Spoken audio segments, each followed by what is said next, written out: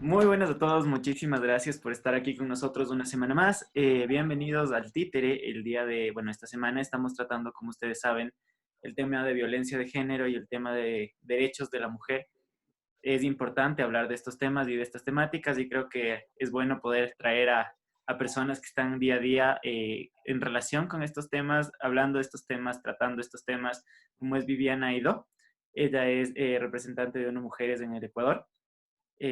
Así que no me queda más que darte la bienvenida y darte un saludo, Viviana. ¿Cómo has estado? ¿Cómo estás? ¿Qué tal de estos días de pandemia?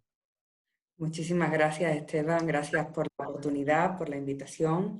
Y bien, aquí vamos trabajando duro ante una realidad muy difícil que es la que están viviendo las mujeres en el país, al igual que en toda la región. Todo el mundo, pero las mujeres sufriendo impactos diferenciados de esta pandemia, de esta crisis que se notan en diferentes ámbitos.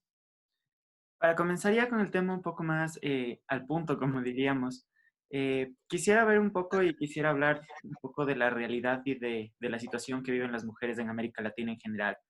Más allá del tema de la pandemia, que si bien hablaremos un poco más adelante cómo ha afectado, en torno a la violencia, en torno al tema de acoso, en torno al tema de las problemáticas que vive actualmente la mujer por tema de violentación de derechos, ¿qué, ¿cuál es la realidad que vive actualmente América Latina en este aspecto y en este ámbito? Una realidad compleja, si bien es cierto que ha habido avances, obviamente. Este año estamos ante los 25 años de la conmemoración de la Plataforma de Acción de Beijing y hemos tenido la oportunidad en los diferentes países de hacer una evaluación para ver en qué se ha avanzado y cuáles son los desafíos pendientes. Y obviamente, por ejemplo, en tema normativo, América Latina tiene de las mejores leyes en materia de femicidio, cuenta con la Convención Belém do Pará y con la igualdad incorporada en la mayoría de las constituciones. Es decir, ha habido avances en esa materia. Obviamente la situación de las mujeres en la región no tiene nada que ver con la que era hace 25 años en cuanto a su incorporación al mercado laboral, a su empoderamiento político y económico. La región es una de las que cuenta con mayor participación de mujeres, por ejemplo, en las asambleas nacionales, en los parlamentos. Es decir, hay que reconocer lo positivo, sobre todo para tomar fuerzas y seguir trabajando para abordar todos esos desafíos que aún nos quedan, que son que América Latina es la región más violenta del mundo con las mujeres. Eh, es la primera causa de muerte el femicidio entre las mujeres de 15 a 44 años, por encima, por ejemplo, de los accidentes de tráfico, por encima del cáncer. Por tanto, el femicidio yo diría que es la principal problemática que tenemos y la situación de la violencia en general, la tolerancia social que hay con respecto a la violencia de género, la normalización, esos estereotipos de género que siguen permaneciendo. Preocupa especialmente también la sobrecarga del trabajo de cuidado sobre las mujeres, que en gran manera no les permite acceder al mercado laboral en las mismas condiciones que los hombres, ni tampoco acceder a los niveles de poder acceder, de poder escalar, ¿no?, dentro de la jerarquía laboral. Es decir, le supone muchísimas limitaciones el hecho de que el trabajo de cuidado no remunerado recaiga básicamente sobre ella. En la región las mujeres dedican a este trabajo 3 veces más de su tiempo que los hombres, son por tanto más pobres en cuanto a su tiempo. Y preocupa especialmente también el hecho de su menor acceso a seguridad social, de que estén en mayor trabajo informal, la precariedad en el ámbito laboral, la falta de acceso a salud sexual y reproductiva, derechos sexuales y reproductivos, que están garantizados en numerosas normativas internacionales, ratificadas por nuestros países, pero luego tienen dificultad en su cumplimiento cuando baja a la realidad de cada país. Por tanto, sí, son muchos desafíos pendientes. Yo me quedaría en esas 4 grandes parcelas: la violencia de género, salud sexual y reproductiva, lo que tiene que ver con su situación en el mercado de trabajo y la sobrecarga de trabajo de cuidado no remunerado. Súper interesante, Viviana. Muchísimas gracias por algunas de esas estadísticas, de esos datos, para tratar el tema un poco más desde lo general a lo específico. ¿Qué sucede específicamente en Ecuador? Muchísimas gracias, Juan. En Ecuador tenemos que 6 de cada 10 mujeres han sufrido violencia por el hecho de ser mujeres, un 65%, porque en la última encuesta de relaciones familiares y violencia contra las mujeres, que es del pasado mes de noviembre, vimos un pequeño incremento con respecto a la anterior, que era del año 2011. Entonces también vemos que está ahí el tema de las interseccionalidades, que no podemos perderlos de vista. sea, cuando nos vamos a población indígena, población afro, esta cifra sube a 7 de cada 10 mujeres que han sufrido violencia, por tanto, las cifras son altísimas. Otra de las cuestiones más específicas del Ecuador es que es el país con mayor tolerancia social a la violencia de género. Vemos que en torno al 40% de las mujeres consideran que es normal que un esposo pueda pegarle a una esposa si hay alguna razón de por medio. Eso es de una encuesta, de un estudio realizado por la OPS. Por tanto, esa normalización, esa cultura de normalidad de la violencia en el ámbito de la pareja, en el ámbito de las relaciones, hay que acabar con ella. El trabajo de cuidado no remunerado es también muy alto.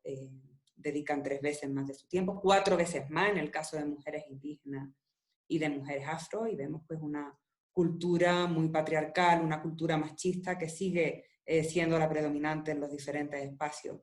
El modificar eso, trabajarlo desde las edades más tempranas, desde la educación, con los jóvenes, con las jóvenes, nos parece que es uno de los elementos imprescindibles. Conseguir ese cambio cultural. Se pueden cambiar leyes, y Ecuador tiene leyes fantásticas, la igualdad garantizada en la Constitución, una ley de violencia de género relativamente reciente, también que yo creo que de las mejores de la región, incorpora todos los elementos, una ley de carácter integral, incorpora los elementos de prevención, pero hay que implementarla. O sea, y para eso hacen falta recursos económicos, voluntad política, pero también un cambio cultural. Todas y todos tenemos parte de la responsabilidad en el ámbito de la violencia de género, desde luego el Estado, también el sector privado, también las comunidades, la familia, y cada uno de nosotras y nosotros podemos aportar nuestro granito de arena. Para cambiar una ley hace falta una mayoría en la Asamblea, pero para cambiar esta cultura patriarcal que nos lleva tantos siglos de ventaja tenemos que trabajar mucho más duro y de la mano, ¿no? Frente a todos los obstáculos que puedan poner. Mujeres y hombres, porque esto no puede ser una lucha de mujeres contra hombres, ni de hombres contra mujeres, esta tiene que ser una lucha de mujeres y hombres contra un sistema patriarcal, machista, que se ha demostrado claramente ineficiente e injusto. Me parece importante remarcar también y un poco extender lo que acabas de decir, Viviana, el tema de que es una lucha de todos, mujeres, hombres, y que día a día tenemos que intentar reivindicar estos discursos, y también por esto nace el títere, para romper con estos discursos, con estos hilos que nos van controlando la realidad que estamos un poco enfocados y la que nos enseñan. Me parece interesante también un poco para comprender la realidad del Ecuador. Eh, en la situación específica del país, ¿qué tipos de violencia son más comunes en la mujer? Una violencia física muy alta. Hemos tenido en lo que va de año 33 femicidios, 11 durante el confinamiento. El resultado más grave de esa violencia es obviamente el femicidio, el que más preocupa, el que más hay que combatir, pero obviamente la raíz de esa violencia sigue estando en las desigualdades existentes en nuestras sociedades, y hay otros muchos tipos de violencia que son más sutiles, más difíciles de percibir, más difíciles también de luchar contra ellos, que es esa violencia simbólica, esa violencia política, por ejemplo, que vemos frente a las mujeres que están en el ámbito de la decisión pública. Vemos la violencia patrimonial, la violencia económica, la violencia verbal, violencia obstétrica, que hay muchísima con respecto a las mujeres embarazadas y en el momento de dar a luz. Es decir, son otras violencias psicológicas. Normalmente ha habido otras muchas violencias cuando se llega al femicidio. Es decir, por eso es importante permanecer alerta, no dejar pasar las señales, que seamos conscientes de si está habiendo una violencia en la relación, sobre todo en las parejas también más jóvenes, donde te están controlando el teléfono, la ropa que llevas puesta, las amigas con las que sales, las veces que ves a tus familiares. Todas esas señales hay que detectarlas, porque esa relación tóxica puede acabar en una relación cada vez más violenta en lo psicológico, que dé un paso hacia la violencia física y que pueda llegar a una situación extrema de un femicidio. Por eso hay que ver la violencia como un continuum, no es que llegue de la noche a la mañana. Son muchas cosas las que podemos ir detectando, los insultos, el silencio, que no te hablen. O sea, hay muchísimos factores ahí que son difíciles de percibir, contra los que tenemos que estar prevenidas las mujeres y también los hombres, cambiar ese tipo de comportamientos, ¿no? Para no caer en esas relaciones tóxicas. No es normal que esos celos patológicos, el que te controlen el teléfono, te escriban 10.000 mensajes al día, no significa que te quieren mucho, sino que quieren controlarte todo el tiempo, ¿no? El que las mujeres más jóvenes también sean capaces de detectar esas señales me parece que es importante. Súper importante. Yo quería recalcar también algo que habías comentado al inicio, que de 33 femicidios, 11 sucedieron durante el confinamiento. Mi pregunta va precisamente en eso. ¿Cómo ha afectado el confinamiento, la pandemia, en este círculo de violencia, en estas relaciones tóxicas, en la violencia contra la mujer en general? Esta crisis, como decía al inicio, está teniendo impactos muy diferentes sobre mujeres y sobre hombres. Es decir, no es que el virus discrimine, porque obviamente hemos visto que llega a todas partes y que mientras haya un solo país que esté extendiéndose el virus, todos los demás estamos en riesgo. Es decir, es un problema global y hay que darle soluciones globales, no valen soluciones parciales. Pero en el caso específico, en los temas de género, estamos viendo un incremento de la violencia en el ámbito intrafamiliar, obviamente porque tampoco pueden pedir ayuda. Es decir, las mujeres para poder salir, poder denunciar, poder acceder a sus redes familiares, a sus redes de apoyo, a redes de amistades, lo tienen mucho más difícil en una situación de confinamiento. Están literalmente durmiendo con el enemigo y encerradas, ¿no? con el enemigo permanentemente sin tener ninguna posibilidad de acceder a las redes de apoyo, ¿no? Me parece que eso ha sido lo más grave, la cantidad de obstáculos para incluso hacer una llamada al 911, que es como el primer gesto que puede hacerse para solicitar ese apoyo y solicitar esa ayuda. En ese sentido, bueno, con resultado de femicidio hemos visto que han sido 11.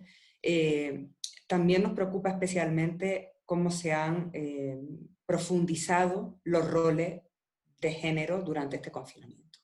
Ahí hemos visto, ya hablábamos de la sobrecarga de cuidado, ¿no? Sobre las mujeres, que en general en el país 3 veces más que los hombres dedican las mujeres a este trabajo de cuidado no remunerado. Sin embargo, durante esta crisis, durante el confinamiento, hemos visto que ha crecido muchísimo y que sigue cayendo sobre las espaldas de las mujeres. Vemos que han cerrado los colegios, las escuelas, los niños están en casa y por tanto son las mujeres las que están desarrollando ese trabajo no solo de cuidadoras, sino ahora también de maestras, de profesoras y tutoras. Con el tema de la saturación, por ejemplo, de los sistemas hospitalarios, son las mujeres las que han estado al cuidado o están al cuidado de las personas que caen enfermas. Es decir, esa sobrecarga tiene un pico increíble durante este confinamiento. Hacíamos una encuesta recientemente desde ONU Mujeres con el apoyo de Telefónica sobre 1.022, 1.044 mujeres en el país, en las diferentes zonas, y el 76% dice que se le ha incrementado su carga de trabajo de cuidado no remunerado. Es decir, las afectaciones están siendo altísimas. El 55% de ellas declara que se dedican solas a ese trabajo de educación de los hijos y de las hijas en casa, sin ningún tipo de apoyo. Entonces, vemos que hay un incremento de la violencia y un incremento de ese trabajo de cuidado no remunerado. Y otras muchas afectaciones que podemos comentar también, ¿no? Las mujeres están en la primera línea de batalla porque son las mayoría en el sector sanitario. El 81% del personal de enfermería en el Ecuador son mujeres. Representan el 60% del total de los trabajadores sanitarios. Y, por tanto, están ahí expuestas en la primera línea de batalla. Sin embargo, ellas tienen un 20% de brecha salarial, a pesar de ser mayoría en el sector, ganan un 20% menos que sus compañeros varones por hacer el mismo trabajo y apenas están en los puestos de decisión. Del sector sanitario, las mujeres, que son mayoría, solamente son un 6% en los puestos de decisión, en los puestos directivos. Por tanto, muchas otras violencias, porque estas son otras formas de violencia también sutiles que se están poniendo mucho más en evidencia con esta pandemia. Me parece interesante, antes de un poco avanzar igual con el tema de temas de sector cuidado, remarcar algo que comentabas, y es el tema de que los roles de género se han vuelto a activar y se han vuelto a un poco a fortalecer o un poco a remarcar más fuertemente. Se podría decir que la pandemia nos lleva 3 pasos atrás o nos hace retroceder unos pasos en torno al avance que hemos tenido y al tema de un poco el rompimiento de estos, o pseudo rompimiento de estos discursos de roles. Sí, o sea, se corre el peligro de que se profundice en esa brecha. Obviamente, las desigualdades estaban ahí previamente a la pandemia, las hemos comentado antes, pero durante este periodo lo que vemos es que efectivamente se están profundizando esas brechas. Ellas son también las más expuestas, ¿por qué? Pues tienen menos acceso a la seguridad social, a la cobertura sanitaria. Más del 70% de las mujeres indígenas en el Ecuador no tiene acceso a cobertura sanitaria, que es tan importante, obviamente, en un tema como esta pandemia. Y de este estudio pues vemos factores como el hecho de las condiciones de desventaja que las mujeres ya venían enfrentando en el mercado de trabajo, que la vinculación en el trabajo remunerado las coloca en trabajos más flexibilizados, menos regulados, no protegidos, trabajos informales, trabajo no estable.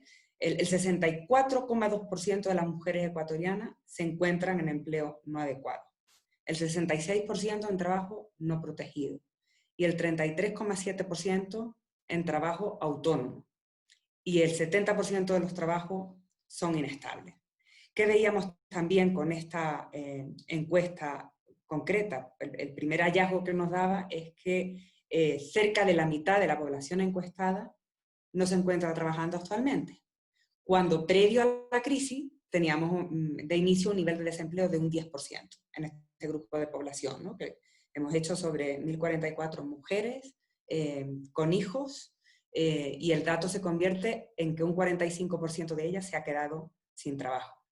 Nos decían, de las mujeres encuestadas, de las que se encontraban en una relación de dependencia permanente, ocasional o con alguna vinculación comercial no autónoma, cerca de la mitad, el 48 de cada 100 declararon haber sido separadas, despedidas o suspendidas sin aviso de retorno.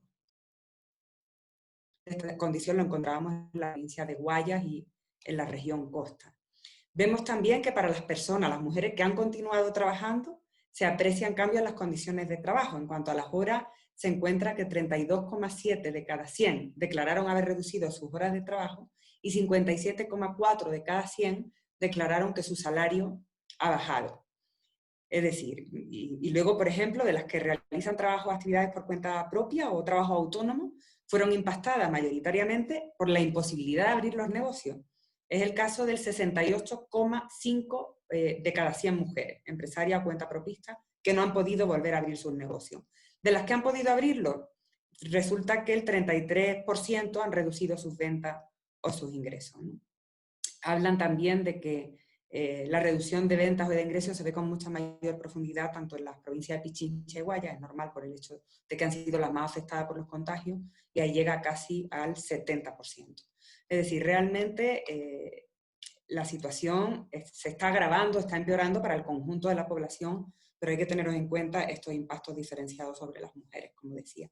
Porque también esto de los cuidados extendidos tiene el peligro de que muchas están siendo expulsadas de sus trabajos, pero otras muchas pueden decidir abandonar el trabajo por los cuidados extendidos que se están viendo obligadas a tener que afrontar. Y me alegra mucho que hayas dado cifras en el entorno laboral respecto a las mujeres, para ya como un pequeño aperitivo de esta pregunta. Y volviendo un poco a lo que habías comentado anterior al círculo de violencia, uno de los problemas de la dependencia es la dependencia económica que las mujeres suelen tener con sus agresores, lo que los impide, por ejemplo, a tomar medidas como separarse de él. Y esto a su vez se traduce a un problema del ámbito laboral. ¿Cuál es la realidad que vive la mujer en el ámbito laboral en Ecuador? Sí, bueno, veíamos algunos datos, ¿no?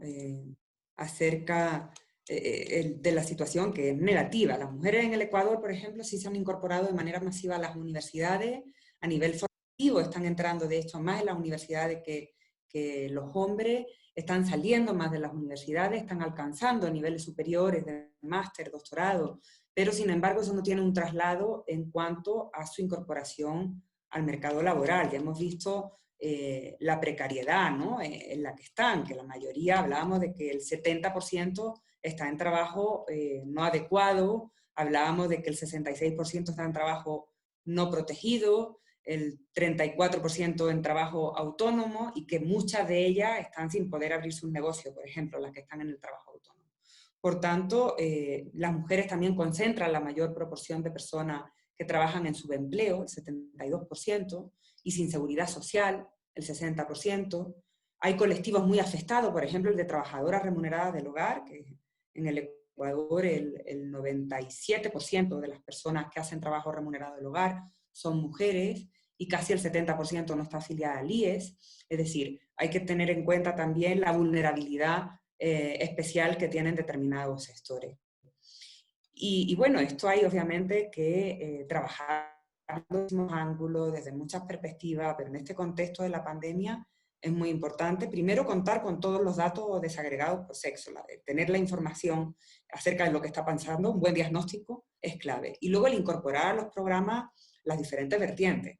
La violencia de género no se puede abordar de manera aislada, como un silo. Hay que ver programas que sean mucho más completos, donde se incorporen los factores de empoderamiento económico de las mujeres. Eso es lo que tratamos de hacer en los diferentes programas que desarrollamos desde ONU Mujeres. Me parece que también es muy... Sí, perdón. No, todo bien, más bien discúlpame. Justamente quería hacerte una pregunta relacionada al tema de qué se debe hacer. Y perdón que te haya interrumpido, pero sí quería remarcar un poco que esta realidad, no quiero ser pesimista, pero en realidad después de escuchar tantos datos tan fuertes, uno piensa que el virus no es que no discrimina, o tal vez el virus no discrimina, pero la pandemia y la afectación sí ha discriminado, y muy gravemente. Y los datos no mienten, y sí quisiera un poco saber, y un poco para darle un tinte, aunque sea un poco positivista, poquito, saber qué podemos hacer, o sea, más allá de cambiar cada uno, porque, y creo que este espacio también sirve un poco para decir a la gente lo que habíamos remarcado antes, que es un poco poner nuestro granito de arena, todos, también desde la política pública, desde el tema de cambio del sistema, porque también es un problema muy estructural. ¿Qué se debe hacer o qué rumbo debe tomar no solo Ecuador, sino América Latina para un poco contrarrestar estos problemas?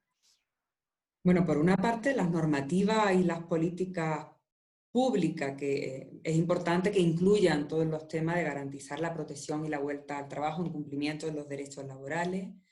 Luego, también es relevante que haya acceso a recursos para la recuperación y el mejoramiento de las actividades económicas.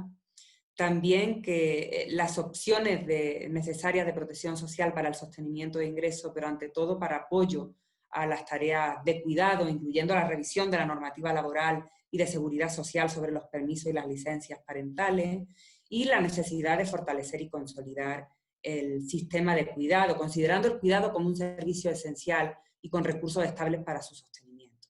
Me parece que esos serían algunos de los ámbitos, ¿no? Porque claramente lo que sí ha quedado más en evidencia es que la crisis actual por la pandemia se ha subido sobre una crisis de los cuidados, que es estructural a la región, pero se ha hecho más visible ahora que nunca a las mujeres de todos los estratos, a las de los techos de cristal incluidas, que en otras ocasiones no estaban viendo cómo se incrementaban sus trabajos de cuidado, porque había una trabajadora remunerada del hogar, casi siempre mujer, en el 96% de los casos, que lo cumplía, que durante el confinamiento tampoco ha podido desarrollarse. Es decir, esto de la sobrecarga de cuidado en esta ocasión sí ha afectado a todas las mujeres de todos los estratos sociales, de los pisos pegajosos, las escaleras rotas de los techos de cristal, todas han visto ese incrementado, y yo creo que esta crisis también nos lleva a una oportunidad de replantearnos qué hacemos con el tema de los cuidados. Por una parte, declarar los servicios esenciales. Hay políticas públicas que se están desarrollando en otros países de generar un sistema integral de cuidado, que realmente en las matrices de protección social, que bueno, consideramos temas como la salud, la educación, la seguridad social, son los 3 pilares en cualquier lugar, hay que incorporar un cuarto pilar que sea el de los cuidados. No es algo inagotable y gratuito, no puede seguir siéndolo, hay que considerarlo en las matrices macroeconómicas, en las valoraciones que realizamos, y no puede seguir cayendo de manera gratuita sobre las mujeres. Me parece que es también una oportunidad para revisar todo este tema, para plantearnos un nuevo contrato social donde participe el Estado, por supuesto, con políticas públicas, como modificar el tema de las licencias parentales, que los permisos de maternidad se equiparen, perdón, los de paternidad se equiparen a los de maternidad, porque a la hora de una contratación eso dejaría de ser un factor discriminatorio, y lo sigue siendo. A las mujeres jóvenes les siguen preguntando si piensan tener hijos, si van a casarse, si tienen novios. Es decir, la pregunta se la tendrían que hacer lo mismo a las mujeres que a los hombres, porque esa licencia parental debe ser la misma para una y para otros. Compartir de manera corresponsable el cuidado de los hijos y de las hijas. También creo que lleva a un cambio de imaginario importante. Ese nuevo contrato social con políticas públicas, con compromiso del Estado, con compromiso del mercado. La empresa privada también tiene que incorporarse y aportar su grano de arena. Por supuesto, también la comunidad y la familia. Y los hombres y las mujeres, ¿no? En las relaciones de pareja, las mujeres no vamos a ser iguales fuera del hogar, mientras los hombres no sean iguales dentro del hogar. Muchísimas gracias, Viviana. Yo creo que no sé, Juan, si tienes algo más que contar o algo más que preguntar. No, y la verdad, en honor al tiempo y en respeto a tu tiempo, Viviana, ahí vamos con las preguntas. Muchísimas gracias por aceptar nuestra entrevista. En realidad es un orgullo para nosotros poder tener en nuestro medio emergente a la representante de ONU Mujeres en Ecuador.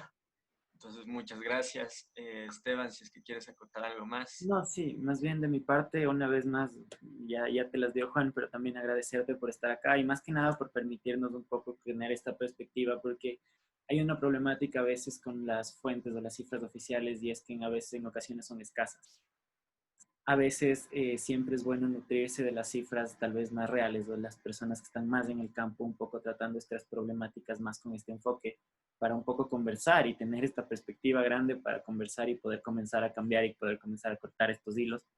Viviana, muchísimas gracias. No sé si también tú tienes algo que acotar o algo más que quieras decir.